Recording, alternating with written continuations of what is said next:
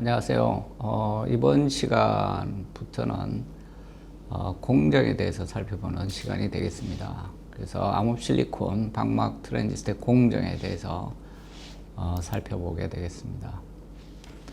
우선 이 디스플레이는 유리를 기판으로 사용하고 있습니다. 그래서 큰 유리가 사용이 되죠. 그래서 그 유리 기판 사이즈가 점점 커져 왔습니다.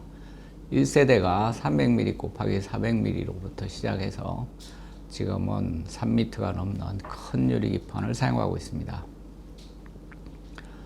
그래서 일반적으로는 소다라임 유리와 무알칼리 유리로 구분하는데 그 외에도 자세하게 더 구분을 해볼 수는 있겠지만 소다라임 유리, 무알칼리 유리 두 가지에 대해서 살펴보도록 하겠습니다.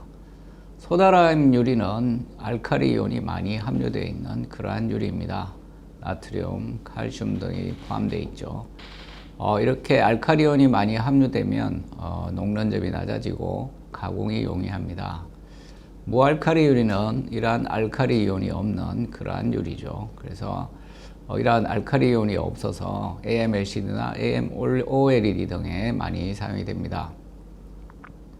자, 밑에 설명이 나와 있죠. 소다라임 유리. 자, 알칼리 이온을 많이 함유하고 있어서 용출되기 쉽고 알칼리 이온들이 방막을 오염시키기가 쉽죠. 그 다음에 방막의 접착 강도 저하, 표시열화를 일으키기 때문에 그래서 이러한 알칼리 이온들이 방막의 접착력도 떨어뜨리고 그 다음에 특성을 변화시키는 그러한 요인이 된다는 겁니다. 그래서 표면에 SiO2나 실리콘 나이트라이트, TiO 등의 막을 형성시켜 이러한 것들이 알칼리 이온이 확산되는 것을 막아주는 그런 역할을 하는 거죠. 그래서 TN, STM, PDP 등 이런 데는 이제 소다라임 유리를 사용하지만 이러한 알칼리 이온에 민감한 그러한 트랜지스터를 사용하는 그러한 디스플레이에서는 무알칼리 유리를 사용한다는 겁니다.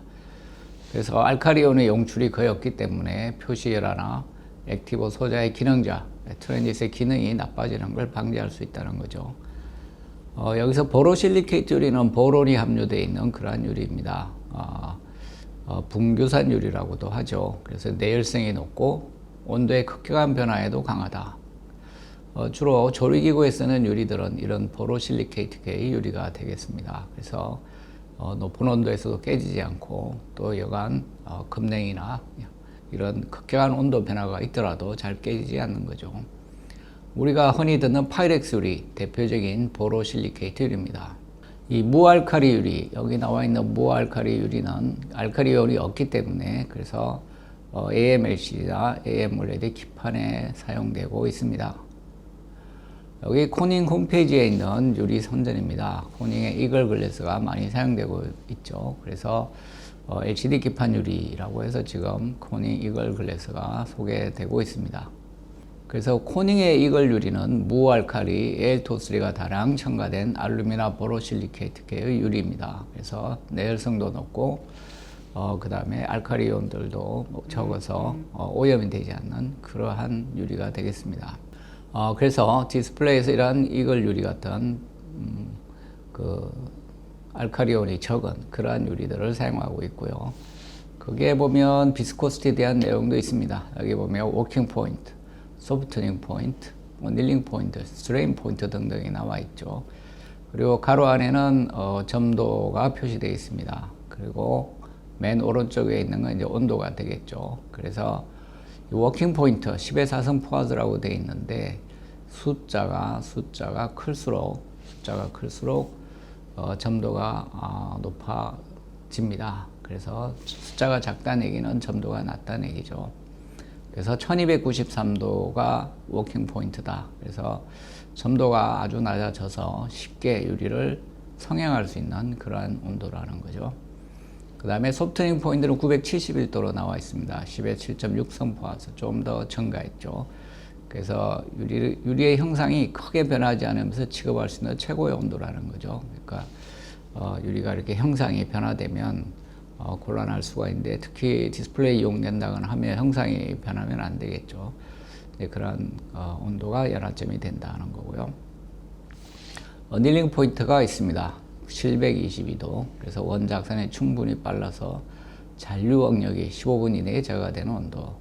그래서 응력이 발생하면 유리의 각 원자들이 조성이 움직여서 응력을 중화시키게 되는데, 그러한 응력이 15분 이내에 제거될 정도로 점도가 형성이 되는 그러한 온도가 어닐링 포인트라는 거죠. 722도입니다. 그 다음에 스트레인 포인트가 있죠. 669도. 소성 변형 없이 파괴가 발생하며, 그래서 이 변형을 시도하면 파괴가 일어난다는 거죠. 그래서 이 스트레인 포인트 669도 이하가 되면, 이하에서는 변형이 쉽지 않다는 얘기가 되겠습니다. 대신에 다른 말로 하면 669도를 넘어가면 유리가 변형이 되기 쉽다, 이렇게 이야기할 수가 있겠죠. 그래서 디스플레이에 응용하는 공정에 이용하는 관점에서는 이 스트레인 포인트 이하에서 공정을 진행해야겠죠. 이 온도보다 높아지면 변형이 일어나기 쉽다는 거죠. 유리에 굴곡이 생기거나 휘거나 이러기 쉬우니까. 그래서 이걸 근래에서는 669도보다는 당연히 낮은 온도에서 사용해야 되겠죠. 그래서 이러한 유리의 재질은 전반적으로 공정 온도를 결정짓고 있습니다. 비스코시티가 나와서 비스코시티를 잠깐 살펴보고 가도록 하겠습니다. 그래서 우리가 여기 포화드라는 비스코시티, 점도의 단위가 나왔었는데, 여기 아래쪽에 기판이 있고 그 위에 유체가 있습니다. 점도는 유체에 대해서 우리가 다루게 되는 거죠. 여기 이러한 판이 있다고 생각을 해보면 면적이 A입니다. A는 면적을 나타내죠. 그래서 이렇게 움직입니다. 일정한 속도로 움직이게 되면, 자, 여기는 판하고 똑같은 속도로 움직이겠지만 갈수록 속도가 줄어들어서 맨 아래쪽에는 속도가 0이 됩니다. 그래서 일정한 속도의 기울기가 있는 거죠. 그게 dv, dy로 표시되어 있습니다. 그리고 단면적이 A면 이때 우리가 가해야 되는 힘력이겠지. 힘은 이 단면적이 클수록 많은 힘을 가해야 됩니다. 단면적이 클수록 작으면 작은 힘을 가해도 되겠죠. 그래서 단면적이 클수록 많은 힘이 필요하고 A에 비례하는 거죠. 그 다음에 이 기울기가 급할수록, 즉 빨리 갈수록 빨리 가면 기울기가 급해지겠죠. 많은 힘이 필요합니다. 그래서 그 비례상수가 여기에 있는 점도의 단위가 되는 거죠. 그래서 이 값이 높을수록 점도가 높아서 많은 힘을 필요로 한다, 이렇게 생각할 수가 있습니다. 그래서 이제 유리기판은 사용하는 온도가 그렇게 높지가 않습니다. 물론 뭐 600도도 높은 온도긴 하지만 1000도에 비하면 낮죠. 소다라임 유리는 그보다 더 낮은 온도에 사용해야 되는데, 1000도 같은 아주 고온에서 공정을 필요로 할 때는 우리가 보통 석영유리, 퀄츠 유리를 쓰게 됩니다. 석영이나 퀄츠는 불순물이 전혀 없는 순수한 SiO2를 말합니다. 그래서 이러한 SiO2는 1000도 이상의 고온을 필요로 하는 반도체 공정에 사용이 가능합니다.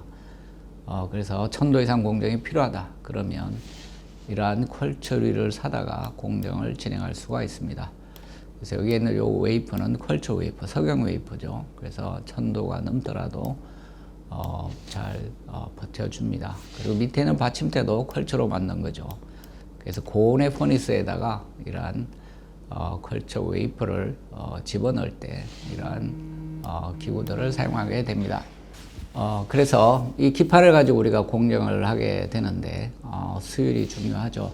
수율은 원가하고 직결이 됩니다. 10개를 만들었는데 5개가 불량이다. 그럼 원가가 2배나 상승하겠죠.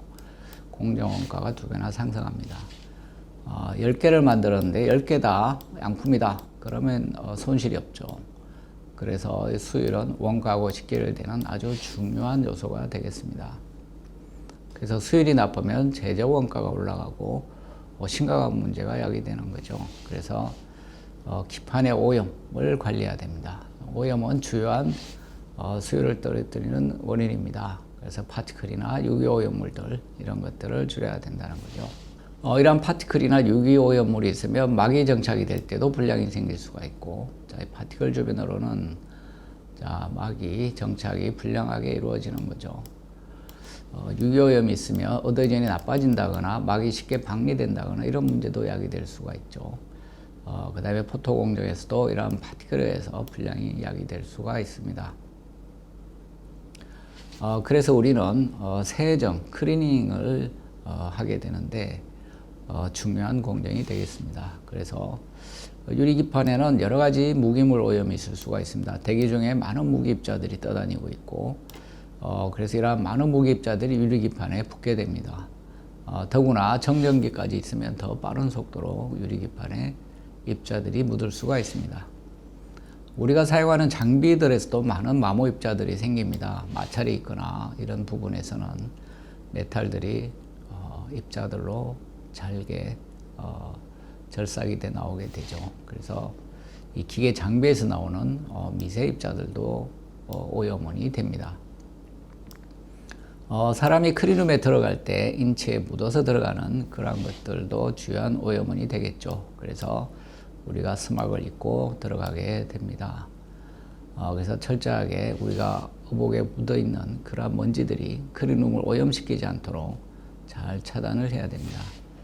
그 다음에 유기물도 있습니다. 사람의 각질, 화장품 이런 것들도 클린룸을 오염시키는 그러한 요소들이 됩니다. 여러 가지 재료들에 있는 유기이온들, 대기 중에도 유기성분들이 있고요. 그 다음에 우리가 사용하는 기구나 용액에 포함되어 있는 불순물들, 그 다음에 때로는 액상에는 박테리아도 있을 수가 있습니다. 그래서 이러한 오염물들을 잘 제거해 줘야만 우리가 좋은 수율을 얻을 수가 있습니다. 자, 여기에 이렇게 파티클이 있게 되면 그 위로 정착이 되는 막들은 불량하게 정착이 됩니다. 그래서 나중에 불량의 원인이 되는 것이죠. 이런 파티클 때문에 패턴도 영향을 받게 됩니다. 이렇게 숏이 나거나 이런 메탈이 남아있다거나 등등 여러 가지 불량들을 야기시키게 돼서 클리닝을 잘 해야만 높은 수율을 얻을 수가 있습니다. 세정을 그래서 여러 가지 방법으로 하게 되는데 물리적 세정, 그 다음에 화학적 세정, 그 다음에 건식 세정 이렇게 크게 구분해서 설명을 하겠습니다. 그래서 유해 물질을 제거하고 수율이 아주 중요한 그러한 과정이다.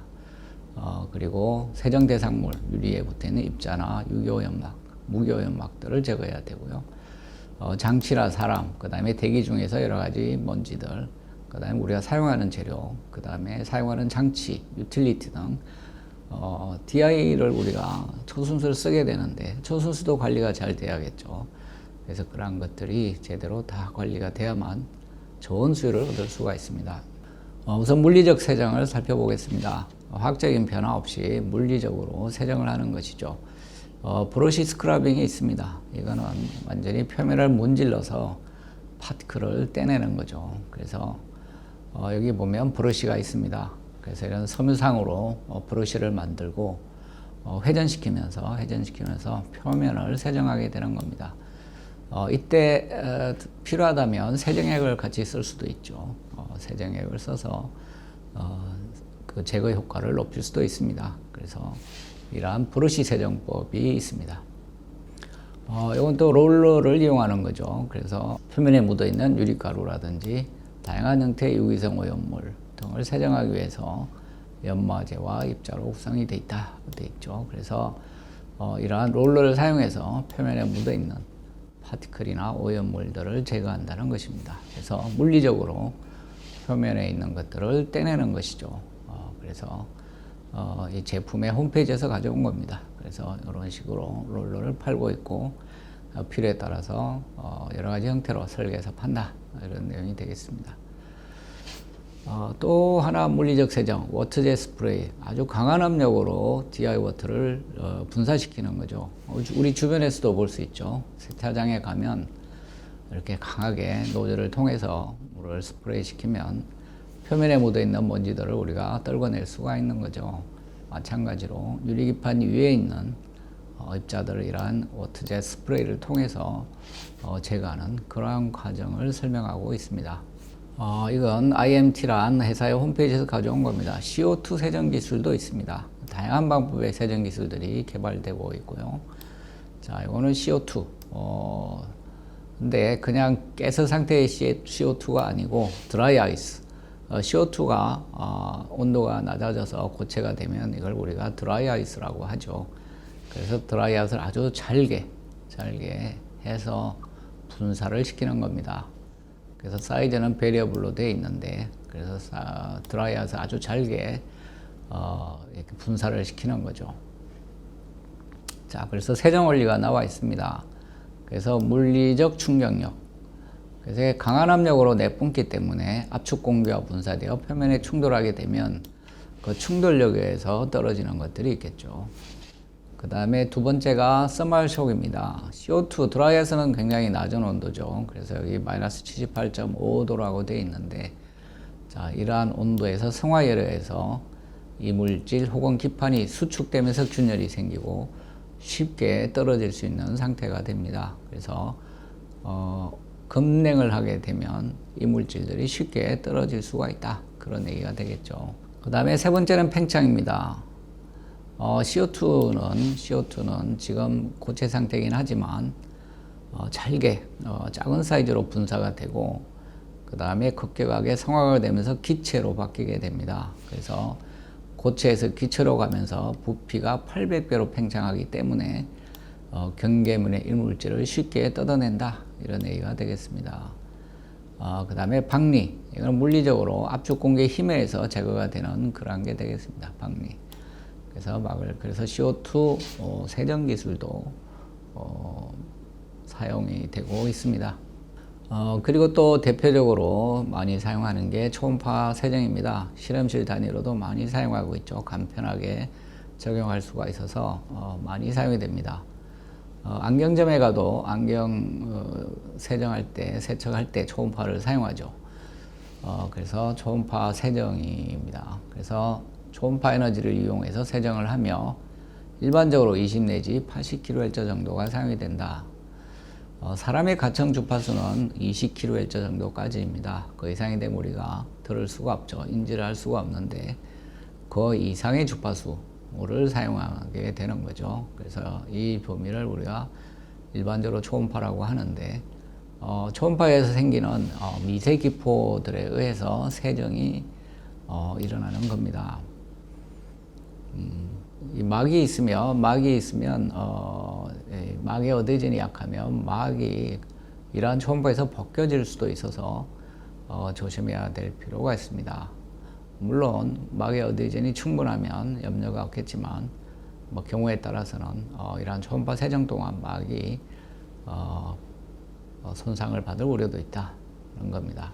자, 이 초음파가 발생이 되면 내부에서 이러한 기포가 성장을 하게 됩니다. 그래서 초음파의 압력이 크다 줄었다 하면서 수축, 팽창을 반복하게 되는데, 그러면서 어느 순간에 이 막이 붕괴가 됩니다. 폭발하듯이 터지는 거죠. 그렇게 하면 이 압력에 의해서 주변의 파티클들이 떨어지는 그러한 원리입니다. 그래서 초음파를 실시하면 이물질들을 쉽게 떨궈낼 수 있다, 이런 얘기가 되겠습니다. 자, 파티클이 여러 가지 사이즈가 있는데 주파수가 높아질수록 이 파티클에 대한 제거 능력, 특히 작은 사이즈에 대한 제거 능력이 올라가게 됩니다. 그래서 일반적으로 우리가 초음파 세정이라는 걸 한번 하고, 그 다음에 메가소닉을 또 하게 됩니다. 이 초음파 세정의 주파수가 메가헬츠대인 그러한 거죠. 그래서 이 주파수가 메가헬츠대로 올라가면 1마이크론 이하의 파티클에 대한 세정력이 증가합니다. 그래서 초음파 세정 후에 메가 세정을 두는 경우가 많이 있습니다. 그래서 초음파 주파수 이게 20 내지 80kHz 정도가 되면 수 마이크로 혹은 수십 마이크로의 파티클에 대한 세정력은 있지만 1마이크로 이하의 작은 파티클에 대한 세정력은 떨어지기 때문에 이러한 메가헬츠대의 메가소닉으로 세정력을 향상시키고 있습니다. 자, 그 다음은 화학적 세정입니다. 앞에서 초음파라든지 CO2라든지 화학적인 변화 없이 물리적으로 직접 이물질들을 떼내는 거죠. 자, 화학적 세정은 화학적 반응을 이용하는 겁니다. 여기에 희석불산 또 이제 대표적으로 많이 쓰이고 있고요. 그래서 DHF, Diluted HF, 희석불산을 쓰고 있습니다. 그래서 불산을 초순수로 희석을 해서 사용하게 됩니다. 불산은 유리를 애칭하죠. 산화막을 애칭합니다. 그래서 이러한 산화막을 제거하는 과정에서 드라이 애칭 후에 남은 PR성 폴리머들도 쉽게 제거가 된다는 겁니다. 그래서 희석비에 따라서 5대1 혹은 30대나 50대1 혹은 100대1 200대1 혹은 500대나 1000대1 희석비를 다양하게 해서 적용시키고 있죠. 그래서 예를 들어서 실리콘의 산화막이라든지 이런 것들을 제거할 때는 많이 희석해서 쓰죠. 500대1이나 1000대1. 실리콘 같은 경우는 공기 중에 노출이 되면 아주 짧은 시간 안에 표면에 자연 산화막들이 생기게 됩니다. 그래서 이러한 자연 산화막이 있게 되면 이게 절연막이니까 소자의 특성을 나쁘게 하기 때문에 대개 이러한 자연 산화막을 제거하면서 공정을 진행하게 되죠. 그래서 이걸 진행할 때는 이렇게 희석 불산 500대1이나 1000대1로 희석한 불산을 사용하면 된다는 거죠. 혹은 디퓨전 할 때는 200대1 정도 약간 농도를 높게 해서 자연 산화막을 제거하기도 합니다. 그 다음에 CBD 혹은 스파트링 이런 막을 정착하기 전에 세정을 위해서 한 100대1 정도 희석해서 쓴다는 게 되겠고요. 여기에 포클은 POCl3는 요 포클 기체를 사용을 해서 소스를 사용해서 보통 확산을 하게 됩니다. P를 실리콘 내에 확산시킬 때 쓰는 재료죠. 이렇게 확산 공정이 끝나고 나면 표면에 P2O5가 남게 됩니다. 그래서 반짝거리게 되는데 이런 걸 제거할 때는 30대1 내지 50대1의 불산을 사용한다는 겁니다. 그렇게 해서 표면에 있는 P2O5를 제거할 때는 저 정도의 희석물로 사용한다 이런 게 되겠습니다. 그래서 표면에 금속 오염이 이렇게 있거나 혹은 유기오염이 있거나 할 때 이런 주변의 자연 산화막이나 기타 이런 산화막들을 제거하게 되면 이런 막들이 쉽게 제거가 되는 거죠. 그래서 희석 불산도 간편하게 많이 쓰이는 세정 방법입니다. 자, 노블한 금속은 녹이 잘 쓰지 않고 단단한 금속들이죠. 그런 것들은 이 HF로 잘 제거가 되지 않고 H2O2 과수죠. 그 다음에 산, 계면 활성제, 첨가제가 들어가는 거죠. 그래서 이 중에서 H2O2 과수를 사용하는 것이 FPM이라는 그런 겁니다. 그래서 플로릭 액시드, 페록사이드 믹스처, 그러니까 불산하고 플로릭 액시드, 그 다음에 페록사이드 과수죠. 그래서 이거를 섞어서 노블한 금속 구리라든지 이런 것들은 FPM 용액으로 세정을 한다 이렇게 설명하고 있습니다. 그 다음에 RCA 세정이라는 게 많이 알려져 있습니다. 1970년 RCA사가 발표한 세정 방법입니다. 그래서 SC1, SC2, DHF, Diluted Hydrofluoric Acid, 희석불산이죠. 이런 걸 순차적으로 적용한다. 이런 건데 SC1부터 살펴보겠습니다. 스탠다드 클리닉 1이죠. 그리고 암모늄 페록사이드 믹스처 APM입니다. 암모늄 페록사이드 믹스처다. 요 NH4OH하고 H2O2를 섞어서 만든 용액입니다. 거기에 물로 살짝 희석이 되어 있죠. 그래서 금속 오염과 유기 오염을 제거하기 위해서 사용이 되고 온도는 79도에서 90도, 시간은 10분 내지 15분 이렇게 용액 처리를 하면 금속 오염이나 유기 오염이 제거가 된다는 거죠. 여기에 들어가는 H2O2 페록사이드는 활성산소가 잘 생기는 그러한 재료입니다. 가만히 내둬도 이런 활성산소가 자꾸 생기게 되죠. 그래서 이러한 활성산소는 반응력이 매우 강합니다. 그래서 이러한 그 활성산소가 메탈 산화물을 만들게 되는 거죠. 메탈이 산소랑 결합을 해서 메탈 산화물을 만들게 되고 이러한 메탈 산화물이 NH4OH에서 제거가 되는 그러한 순서로 세정이 된다는 겁니다. 그래서 금속 입자들을 제거할 수 있다. 그래서 H2O2 과수는 활성산소가 많이 발생하고 그런 활성산소가 메탈이랑 결합을 하고 그 메탈이 NH4OH 용액에 의해서 제거가 되는 그러한 SC1 용액입니다. 금속 배선이 있으면 그래서 SC1을 사용할 수가 없고 A 세정을 이용하게 되는데 바로 이 페록사이드가 빠진 거죠. 그래서 DI하고 NH4OH 그 다음에 CH3COOH는 초산이죠. 이렇게 해서 사용하면 금속 배선이 있을 때는 이러한 용액을 사용한다 는 겁니다. 그 다음에 SC2 스탠다드 클리닝 2가 되겠습니다. 이건 HPM이죠. 하이드로클로릭 페록사이드 믹스처. 페록사이드는 여전히 들어가고요. NH4OH가 아니라 하이드로클로릭 액시드, HCl이죠. 염산이라고 하는 겁니다. 염산, HCl. 그래서 염산하고 H2O2 과수하고 물이 섞여 있는 거죠. 그래서 한 79도 내지 90도의 온도에서 10분 정도 처리를 해서 제거를 한다 이런 거고요. 예를 들어서 NA가 있다. HCl하고 반응해서 NaCl을 만들게 된다는 거고요. 그 다음에 메탈이 있으면 아까처럼 메탈의 산화물이 과수의 발생 산소에서 활성산소에서 생겨나고 그것이 HCl에 의해서 제거가 되는 그러한 세정 과정이 되겠습니다. 그래서 자, H2O2는 금속을 산화시키고 그 다음에 HCl 염산은 이러한 금속 산화물을 분해해서 이 메탈크로라이드의 휘발성 강한 화합물을 만들게 된다는 거죠. 그래서 제거가 되는 겁니다. 자, 그래서 이런 파란색의 메탈 금속 파티클이 있다면 자, H2O2가 산화를 시키고 그게 HCl에서 휘발성 메탈크로라이드를 만들어서 제거를 하게 되는 그러한 클리닝 과정이 되겠습니다.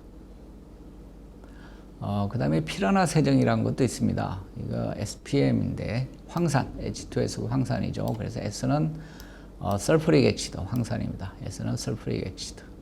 자, P는 늘 나왔듯이 페록사이드입니다. H2O2죠. 페록사이드의 혼합물이다. SPM. 피라나 세정이라고 하고요. PR을 제거하기 위해서 개발이 되었으며 전이금속, 유기물 등의 제거 효과가 있다. 그래서 황산사에 과수를 1의 비율로 섞어서 90도에서 100분간 처리하는 거죠. 그래서 H2SO4하고 과수에 의해서 H2SO5가 생겨나고 이런 것들이 유기물과 반응을 한다는 겁니다. 하이드로카본은 수소하고 카본의 결합물이죠. 그래서 이게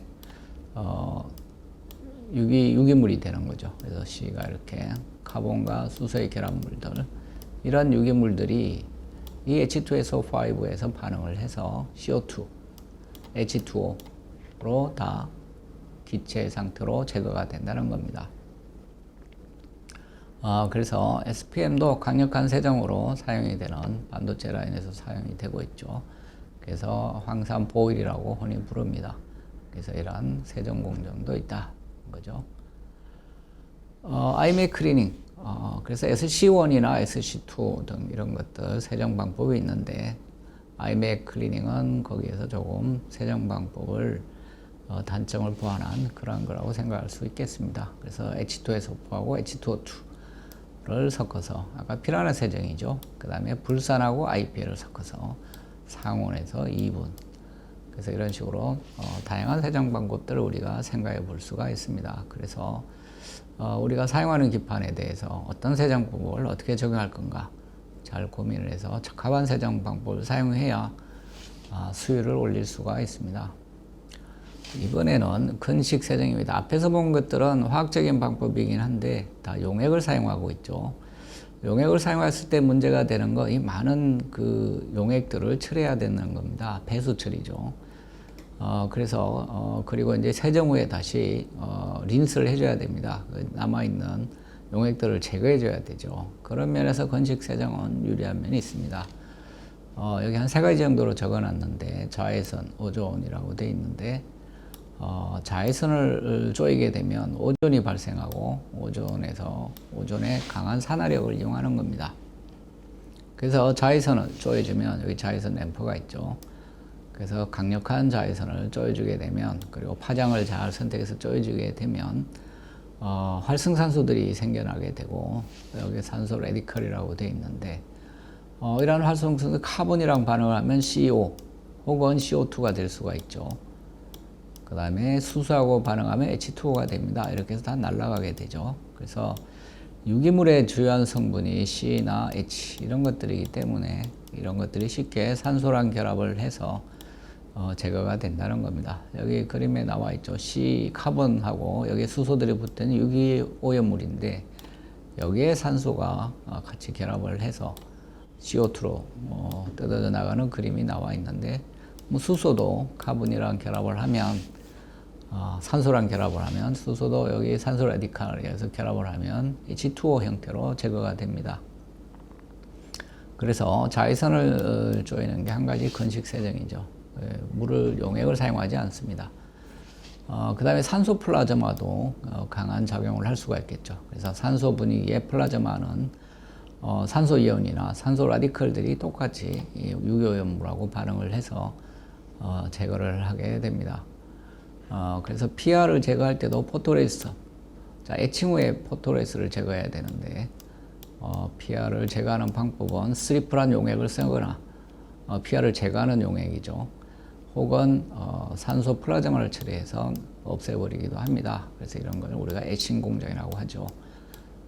그래서 두 가지 방법을 같이 쓰기도 합니다. 즉 PR 스리퍼도 쓰고 혹은 산소 플라즈마 처리 에칭도 사용하고, 두 가지를 다 사용하는 경우도 있습니다. 그래서 PR 제거에 산소 플라즈마 같은 걸 쓸 수가 있는데, 세정에도 마찬가지로 산소 플라즈마를 처리를 하면 유기오염물들을 효과적으로 제거할 수가 있다. 이런 거죠. 자, 드라이 아이스. 아까 나왔던 거죠. 그래서 이러한 것들도 용액을 쓰지 않으니까 건식 세정이라고 할 수가 있습니다. 뭐 그러면서도 물리적인 세정이죠. 물리적인 세정이다.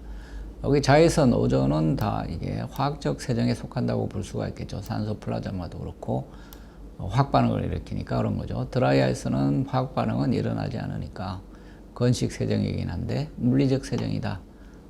이렇게 볼 수가 있겠습니다.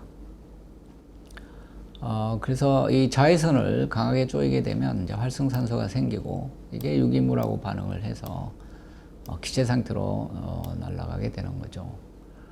순수에 DI 워터에 오존을 용해시켜서 사용하기도 합니다. 오존수라고 하죠. 그래서 오존수도 클리닝 공정에 사용되기도 합니다. 자, 여기는 플라즈마 세정 장치의 예를 보여주고 있습니다. 이렇게 기판이 지나가는데 여기 플라즈마 발생 장치가 있죠. 그래서 이 플라즈마 발생 장치에서 생기는 플라즈마를 이 기판이 통과하게 되는 겁니다. 그래서 여기에 실물 사진이 나와 있죠. 그래서 기판이 이렇게 진행을 하고 이쪽으로 플라즈마가 형성이 돼서 그 사이를 기판이 지나가게 되는 겁니다. 그렇게 해서 플라즈마 세정을 하게 되는 거죠. 세정이 끝나면 린스를 하고 DI 린스를 하고 말려줘야 되는데, 에어나이프 많이 쓰이는 방법입니다. 강한 압력으로 불어내면 물기가 마르게 되는 거죠. 그래서 에어나이프를 통해서 강하게 에어를 불어내면 표면에 있는 수분이 말려지는 그런 과정이죠. 그래서 에어나이프가 많이 사용되고 있습니다. 차 세차장에도 가보면 에어나이프가 많이 사용이 되고 있죠. 그 다음에 IPA 건조라는 것도 있습니다. IPA 건조. 그래서 여기 웨이프인데, 웨이프를 IPA 온도를 높여서 그 사이에다가 집어넣고 꺼내면 건조가 일어나게 되는 겁니다. 그래서 이 IPA가 친수성, 이 기판하고 부착력이 좋아서 표면에 묻어있는 물을 밀어내면서 IPA가 수분을 효과적으로 제거한다는 겁니다. 그리고 끄집어내면 IPA는 바로 휘발하면서 표면이 마르게 됩니다. 그래서 이러한 IPA 건조법도 쓰이고 있죠. 근데 IPA는 이게 발화성 재료라 위험하죠. 그래서 여기 N2라고 되어 있는 건 만약의 경우에 소화를 위해서 있는 겁니다. 그래서 여기에 발화가 일어나면 순식간에 다량의 질소를 집어넣어서 소화를 하는 그러한 시스템을 꼭 갖추도록 되어 있습니다. 그래서 IPA 취급은 조심을 해야 되고요. 실험실 단위로는 비크에다가 IPA를 넣고 핫플레이트 위에서 처리하는 경우가 많이 있습니다. 그래서 여기 핫플레이트에 IPA를 온도를 올려서 끓이면서 기판을 넣고 세정 클리닝을 하게 되는 거죠. 그래서 이렇게 기판을 넣고 꺼내면 꺼내는 동안에 다 말라버리게 됩니다. 그렇지만 이런 실험에서는 역시 IPA 발화에 조심을 해야 됩니다. 이 IPA로 이런 건조나 실험을 하다가 손에 화상을 입는 경우가 종종 있죠. 그래서 취급에 주의해야 된다는 겁니다. 자, 세정 시스템, 실제 양산에 적용되는 세정 시스템의 구성의 예를 보여주고 있습니다. 로드는 기판을 올려놓는 데죠. 로딩하는 데입니다. 그래서 여기가 로드가 되겠고요.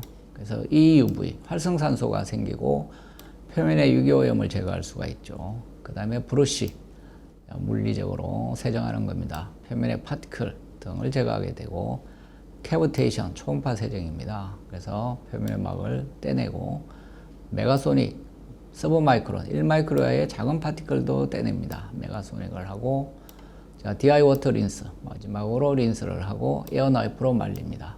그리고 끄집어내는 거죠, 온로드. 이렇게 세정 시스템의 한 예를 보여주고 있습니다. 그래서 4세대급으로 되어 있네요. 그래서 구성에서는 이렇게 들어가면 나오는 쪽이 앞의 경우에는 반대쪽이죠. 이렇게 들어가서 반대쪽으로 나오게 됩니다. 이걸 D자로 배치를 하면 들어간 데하고 나온 데가 같이 구성이 되죠. 그래서 이렇게 가서 이렇게 나오게 할 수도 있습니다. 특히 기판 사이즈가 커지면서 이렇게 유리를 눕혀서 하지 않고 세워서 이렇게 세정을 하게 되죠. 이렇게 하면 바닥 면적이 작아져서 유리합니다. 그리는 공간을 적게 차지하는 거죠. 풋프린트라고 합니다. 바닥 면적이 작아져서 장비가 크리눔을 적게 사용하게 되는 거죠. 그래서 이렇게 수직으로 세울 때 각도를 잘 조정을 해서 세정력이 최대가 되도록 이렇게 합니다. 자, 그래서 문제를 한번 풀어보고 끝내도록 하겠습니다. 물리적 세정의 종류는 어떤 게 있느냐, 그 다음에 건식 세정의 종류는 어떤 게 있느냐, 이런 거죠. 그 다음에 다음 SC1 세정에서 빈칸의 암물은 뭐냐, 이런 겁니다. 그래서 한번 보도록 하겠습니다. 자, 물리적 세정의 종류, 초음파 세정, 브러싱, 그 다음에 워터젯 스프레이, 혹은 뭐 CO2 또 물리적인 거죠. 그 다음에 건식 세정의 종류, 뭐 자외선 혹은 산소 플라즈마, 뭐 CO2도 똑같이 건식 세정이기도 하죠. 이런 것도 용액을 쓰지 않기 때문에 양쪽에 다 들어갈 수가 있습니다. 자, SC1 세정, NH4OH하고 H2O2 과수죠. 두 개의 혼합물을 사용을 해서 입자를 제거하는 겁니다. SC1 세정 설명하고 있습니다. 네, 여러분 수고하셨습니다.